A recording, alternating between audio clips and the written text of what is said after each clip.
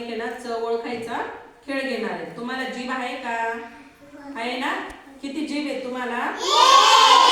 जीभ. जिभेमुळे काय समजतं आपल्याला?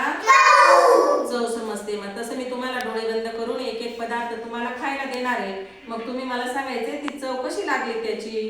हा, तर मयूर डोळे बंद कर. कर डोळे बंद. आ कर. वरती मान कर. हा, काय खाल्लं तू? साखर. कशी लागली? गोड. शाबास. काय वाजव मयूर.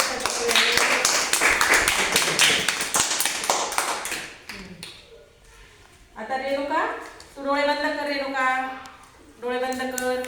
आ कर. काय खाल्लं तू? कसा लागला? आंबट. अजून आंबट काय काय लागतं आपल्याला? काय काय आंबट लागतं? नाही नाही नाही, मीठ नाही. कैरी चिंच कशी लागते? आंबट. लावण्य तू डोळे बंद कर आता.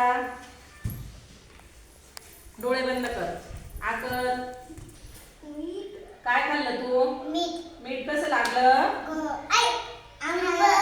खारट. कसं लागलं मीठ? खारट. बरोबर. छान. ऋतू डोळे बंद कर तू. डोळे. हा, आ कर. काय खाल्लं? कसं लागलं लोणचं?